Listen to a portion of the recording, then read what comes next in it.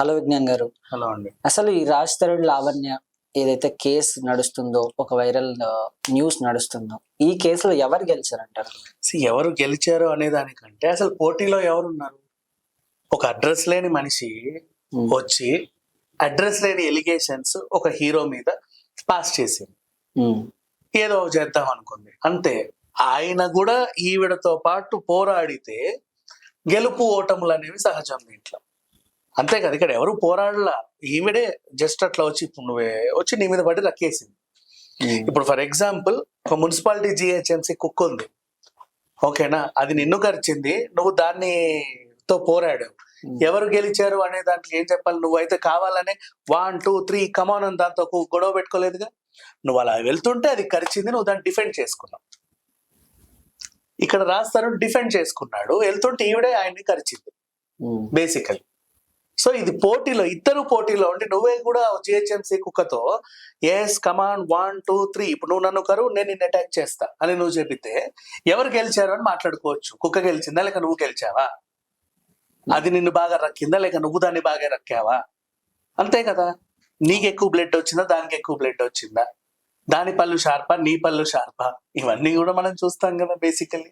So ఇక్కడ ఏంటి, దారిలో పోతుంటే అనుకోకుండా జరిగిన అటాక్, ఇది అన్ఎక్స్పెక్టెడ్ ఎలిగేషన్ లాంటిది.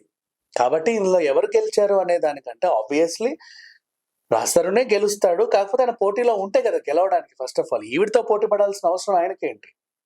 తను ఎవరితో వచ్చింది, కేసు ఏదో పెట్టింది, ఏదో 4 ఎలిగేషన్ పాస్ చేసింది, చూశాడు, అదేం లేదండి జరిగింది ఇది అని ఒక ప్రెస్ మీట్ పెట్టాడు, సరిపోయింది. మిగతాదంతా ఏమైనా ఉంటే లీగల్ గా చూసుకుంటాడు. కానీ ఇక్కడ ఏం జరిగింది, ఆ జిహెచ్ఎంసీ కుక్కని ఇప్పుడు నువ్వు ఫైట్ చేసావు కదా, నిన్ను కరిచింది కదా, నిన్ను అంతటితో వదిలేలా.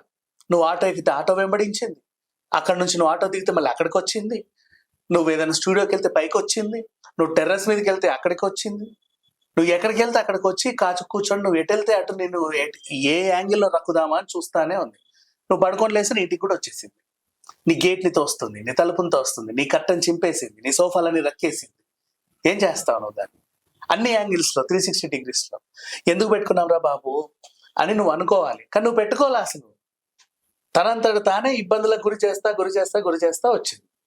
Unexpected situation. ఇప్పుడు అదే జిహెచ్ఎంసీ కుక్కతో నువ్వు రైనా చూసుకున్నావు రా అంటే అది నీ కర్టన్ రక్కినా యాక్సెప్ట్ చేస్తా, నీ సోఫాలు చింపినా యాక్సెప్ట్ చేస్తా, నీ కార్పెట్ చింపేసినా నేను యాక్సెప్ట్ చేస్తా, నీ డ్రెస్ చింపేసినా, నిన్ను కరిచేసిన, జుట్టు పీకినా, ఐ యాక్సెప్ట్ దట్. బికాజ్ నువ్వు పోటీ పడ్డావు. ఏదో టైంలో ఎవరో ఒకరు గెలుస్తారులే అనుకుంటాం. ఇక్కడ ఆవిడ రాస్తారని పోటీ పడితే కదా ఆయన గెలవడానికి. సో ఇందులో అండ్ ఆబ్వియస్లీ దీంట్లో ఒక ఎలిగేషన్ మాత్రమే పాస్ అయింది కాబట్టి రాస్తారనే గెలుస్తాడు. ఈవిడ ఒక సైకో కాబట్టి, ఒక షాడిజం చూపించే మహిళ కాబట్టి, మహిళలు చేయకూడని పనులన్నీ చేసింది కాబట్టి, స్త్రీ జాతికే కలంకం తెచ్చింది కాబట్టి, ఈవిడ మాట్లాడే బూతులతో సాటి స్త్రీలందరూ తలదించుకునే పరిస్థితికి వచ్చింది కాబట్టి, సో ఈవిడ ఎప్పుడూ ఇలాంటి వాళ్ళు సమాజంలో ఓడిపోతూనే ఉంటారు.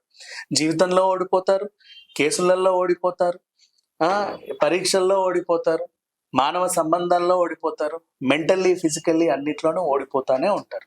వీళ్ళు ఎప్పుడు గెలవరు. ఓకే విజ్ఞాన్ గారు, థ్యాంక్ యూ.